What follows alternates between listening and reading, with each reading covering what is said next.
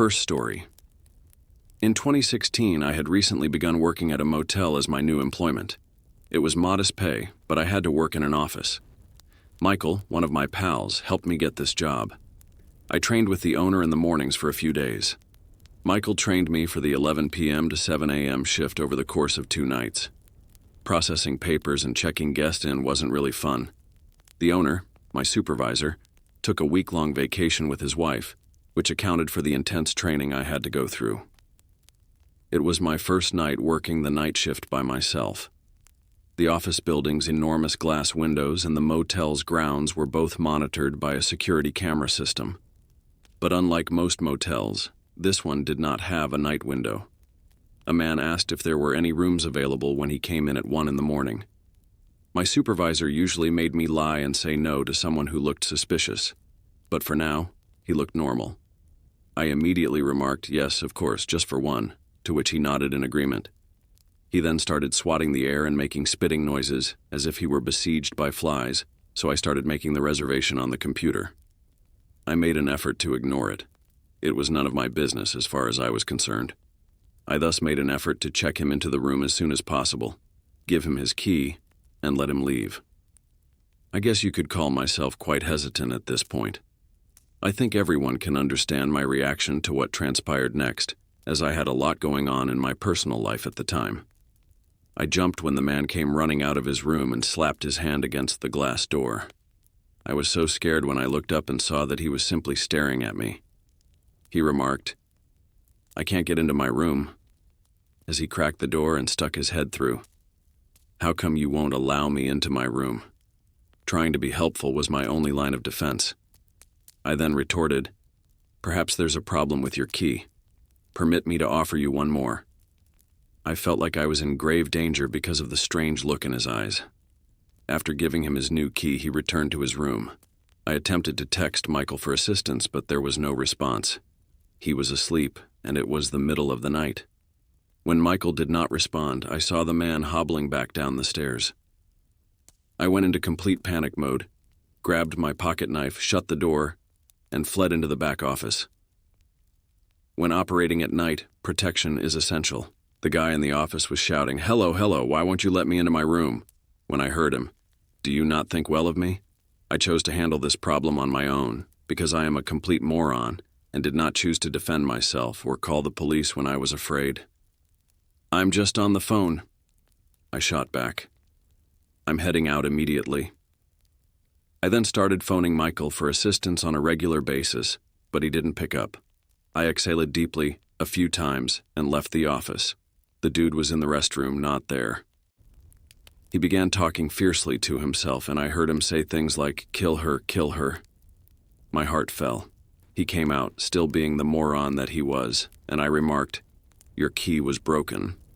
I apologize. Allow me to take you to your room." Fortunately, he consented. I was able to conceal my knife in my palm while carrying it because I was wearing a long-sleeved sweater. He insisted on walking behind me as I started to move outside. We started walking toward his room and up the staircase. I was so scared that I was perspiring, constantly checking to make sure he wasn't going to move. I stopped at his room a few doors down from where he stopped. I answered, grinning, "Well, that's not the right room." As it said quite clearly on the door, "This is your room." He was trying to open the door to someone else's room the entire time. I was sorry for them. After sprinting back to the office and locking the door, I checked in a police officer from a nearby town as the next guest. They seemed willing to keep an eye and ear out, though I felt awful for telling them about the guy. When the man returned the following evening, I told him we were all booked up and had the doors shut. When my supervisor returned from vacation, I told him what had happened, but he didn't listen to me. For the next year, I worked the night shift there and had a lot more unusual interactions. Second story. I work in the NICU at a rather busy downtown hospital. I work at night most of the time, yet this happened to me not even 5 minutes ago. I thought it would be wise to write this down now before I forget. In case anything comes of it, it also gives me a means to have some kind of proof. We learned during orientation to watch out for clues that could indicate an abductor. We were instructed to keep an eye out for baggage, excessive apparel, and shady activity. Luckily, till now, I had never come across an odd person. I've been sitting at the front desk since 11 p.m. and it's currently 2:59 a.m. Since I'm a nursing student, I typically take care of the unit's administrative tasks. I keep an eye on the cameras to make sure anyone not allowed is there. It's typically rather quiet at night, but this only makes my already strange night even more memorable. The majority of the second level and the NICU are secured areas. This implies that you must answer a phone that rings at the desk in order to be allowed entry. Except for housekeeping, nobody normally comes in or goes out during my shift because it usually quiets down after 11 p.m. I can see who is picking up the first phone thanks to the placement of one of the security cameras. The phone rang as I was sitting here looking through Instagram. I quickly turned to look at the phone, assuming it was a parent requesting an update or something similar. Realizing that it was the number for the first set of doors took me a moment. I took it up and turned to face the screen.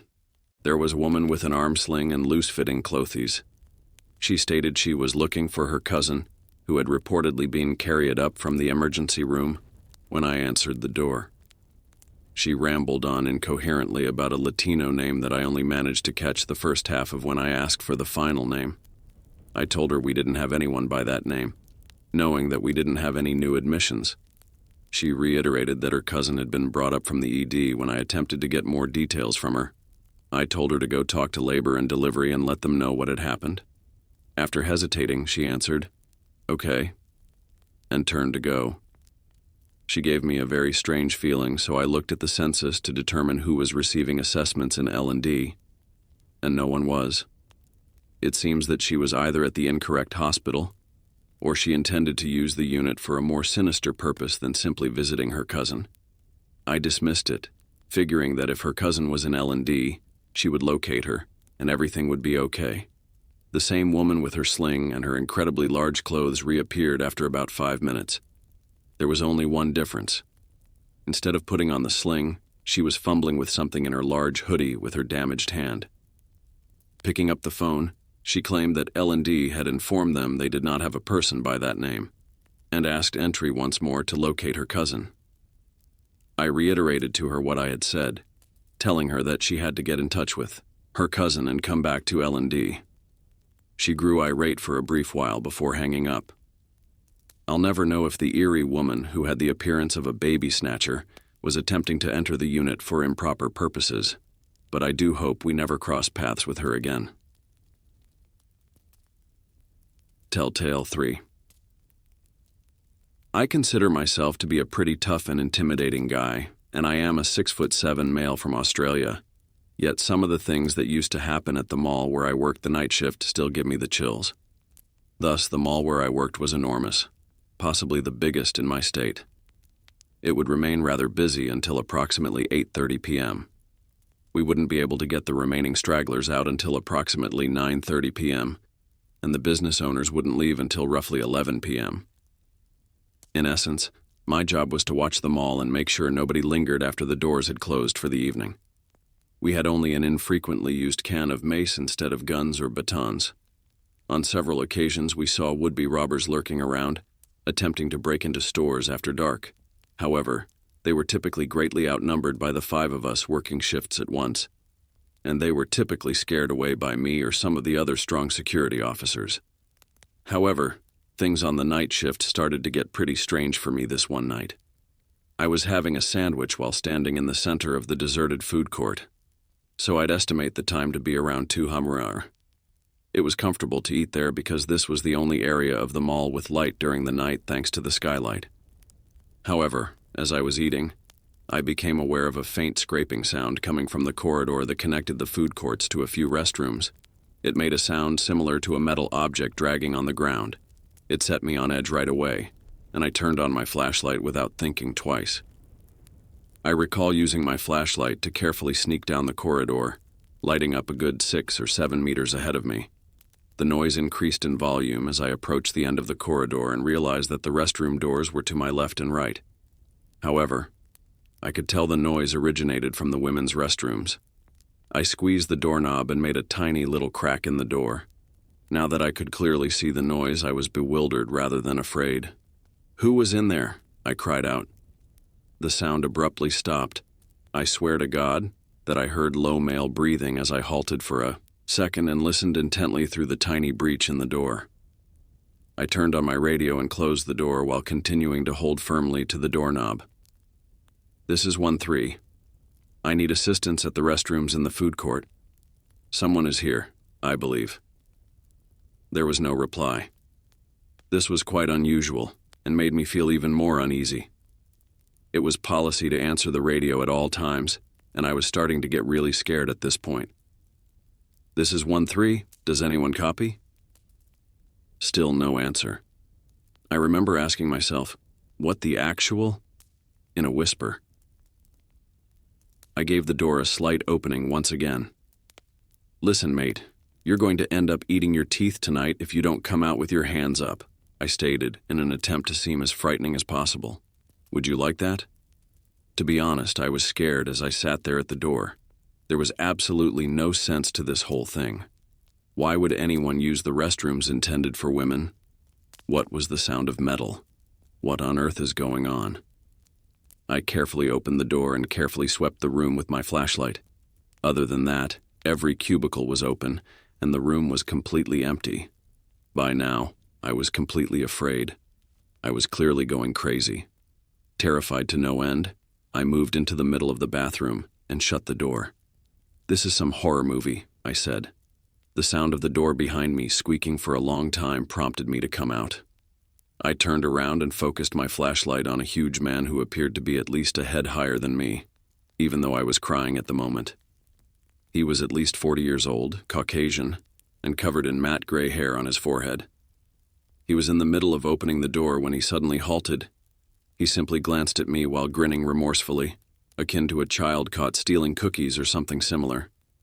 To be honest, I was so terrified that I froze.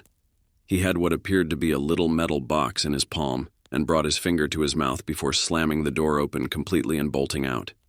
It turns out that I completely missed him while I was opening the toilet door since he was just behind it. I didn't even notice him because I was so close to him. If he'd had a knife or whatever, he could have killed me, and that notion haunts me to this day. My radio magically started functioning again later that night, and I told my coworkers my story. When I informed them what had happened, they all went pale. None of their stories were quite as close-called as mine, but they were all comparable. After that, I worked the night shift for one more week before quitting. That's not a job I'm going to stay in.